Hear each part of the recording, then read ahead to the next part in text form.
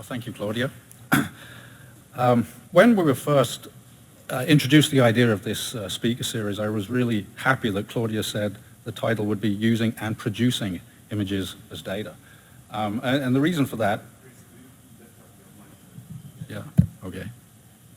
And the reason for that is that I think a lot of people often think that those of us that spend our time doing remote sensing research spend all of it sat at some computer screen in our office and with our day in, day out, just crunching numbers and playing with imagery.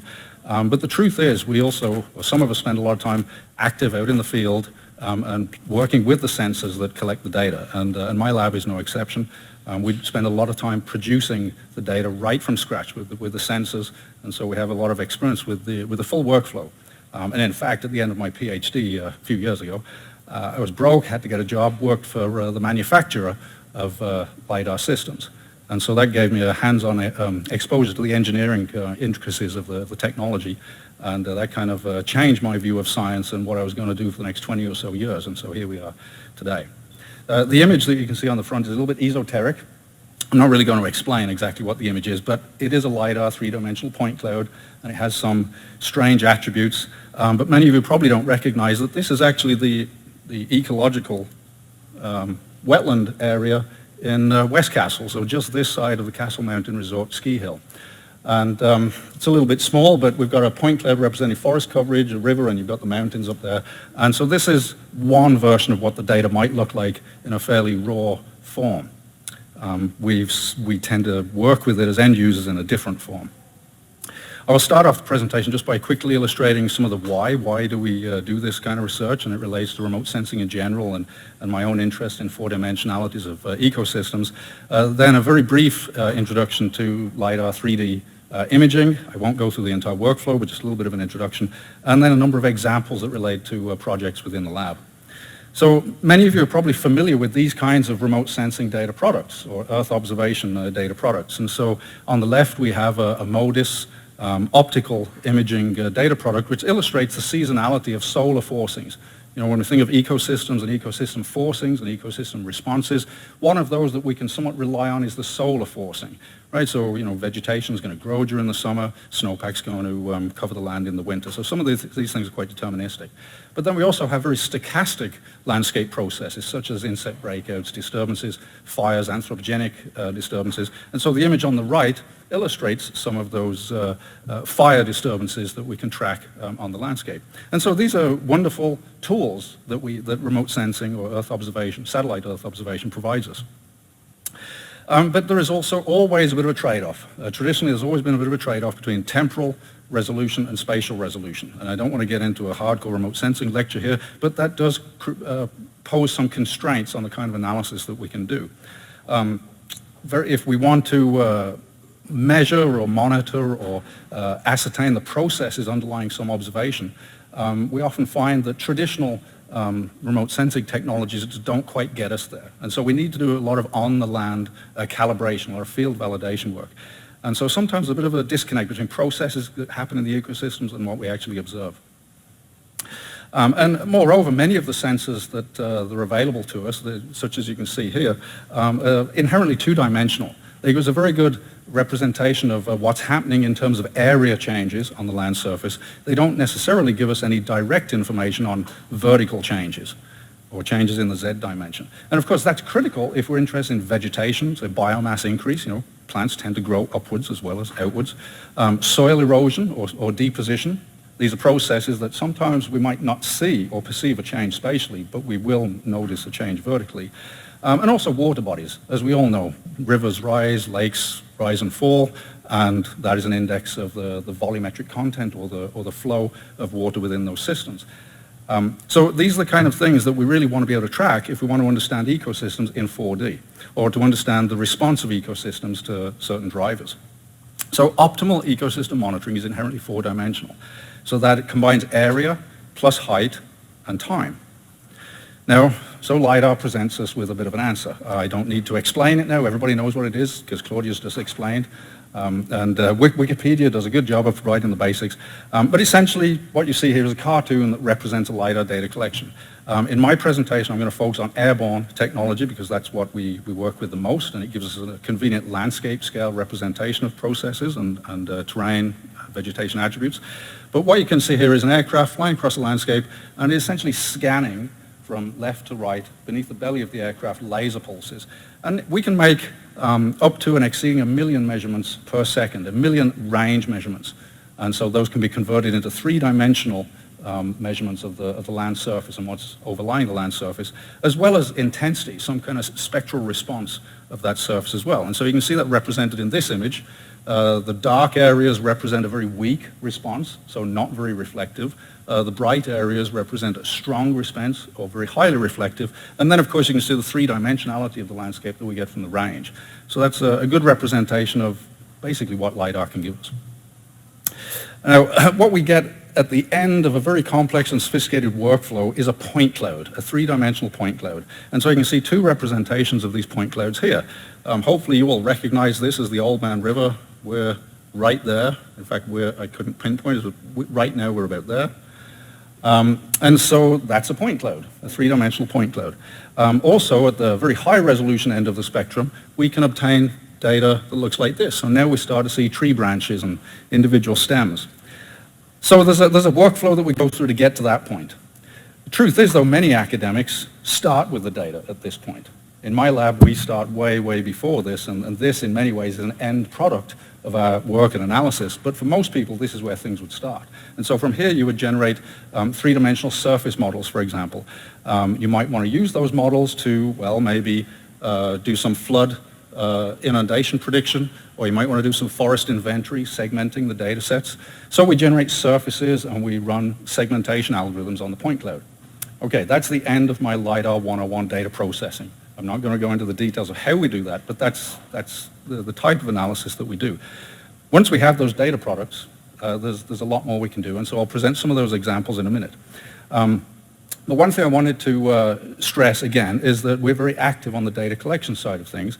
And so just very briefly, this slide illustrates one of the campaigns since 2000. I think I've led 13 campaigns in the last 18 years, all of which cross-country, not all of them from coast almost to coast.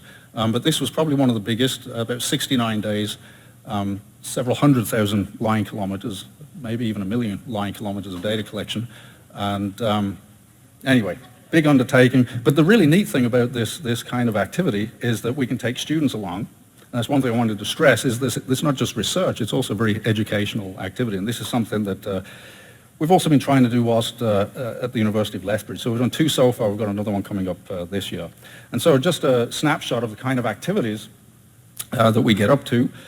What you can't see is us sitting at the computer processing data, planning missions, but here are the more outdoor activities. So we've got a pre-flight briefing, installing the instrumentation. So you can see there's our sensor head, there's our computer control rack.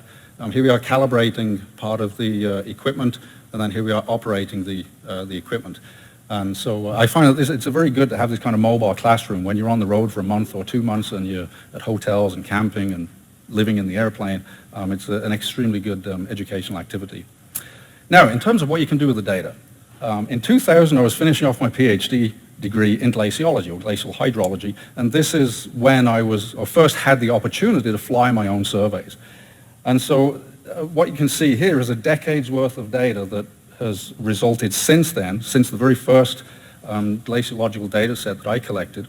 And so what this GIF bar represents is vertical down wasting across the surface of the glacier. And you can see in the terminus zone we've got about 40 meters of loss, transitioning to very little loss at the upper extremities of the glacier. But overall, this glacier is losing mass across its full extent.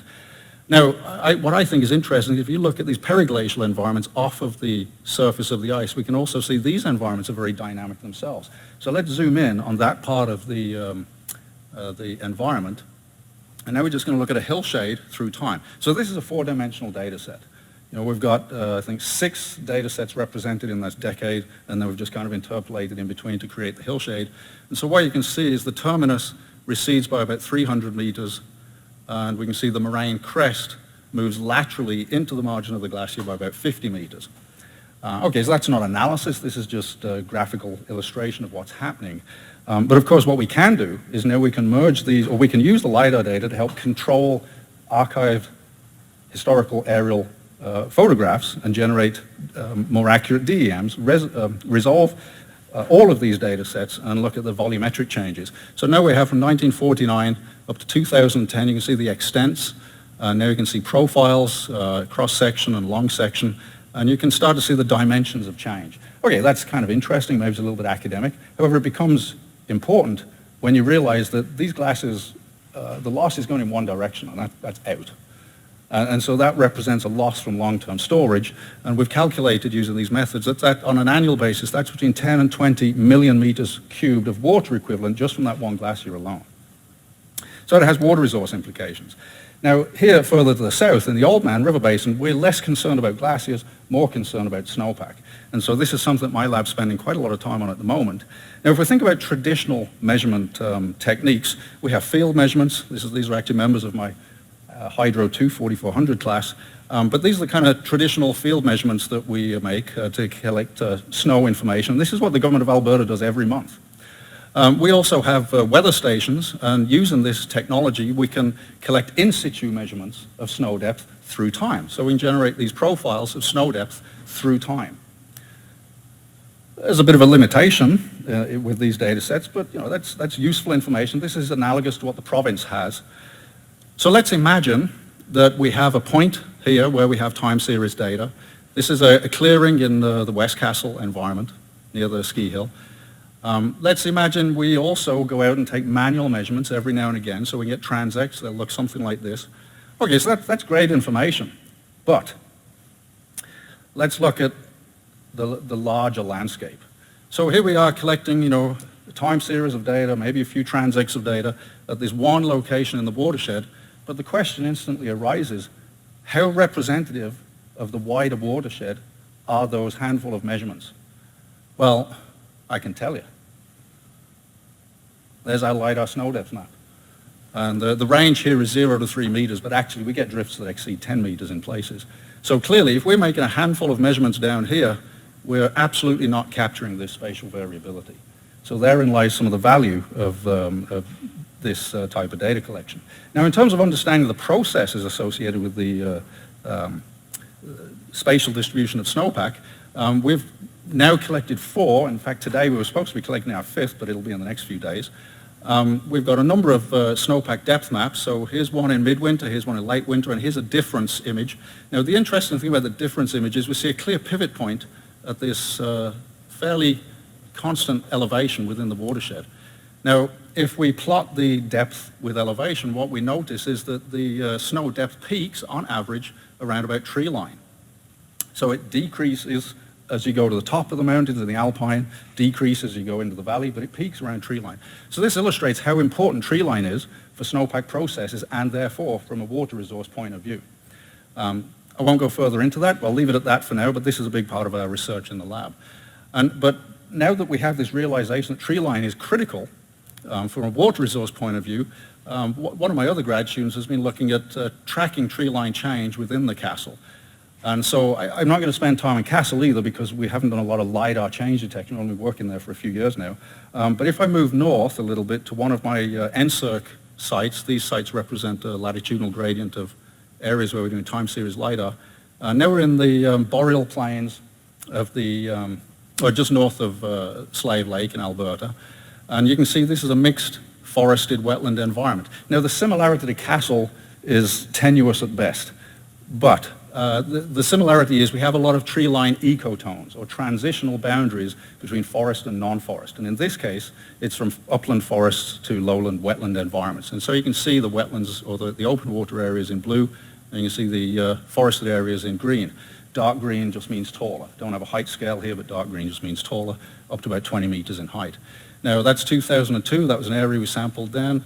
2008, we've got a much larger area. 2016, another subset area. Now, you can't really see what's happening there, right? It just kind of looks like a pattern of different colors. And it's about 15 kilometers by 15 kilometers. Now, we can start to see what happens if we difference those canopy models. And so now, if there was no difference in those models, that image would be white. Okay, so you can see that here. White is zero difference. So we see that overall, we are seeing a vertical extension of the forest cover in that environment. Red represents loss. So in this area, we see significant loss over the entire area, and that was because of the Slave Lake fire in 2011. Now, again, aside from the general patterns of increasing growth in one area and loss in another, it's difficult to really see what's going on. So if we just zoom in on a 1 kilometer by 1 kilometer area and just have a more high-res representation, here we can see the digital elevation model. Now, this is one of the advantages of LiDAR. We can clean away all the vegetation over the top of it because it has its own source of illumination, something you can't do with a passive optical or camera-based system.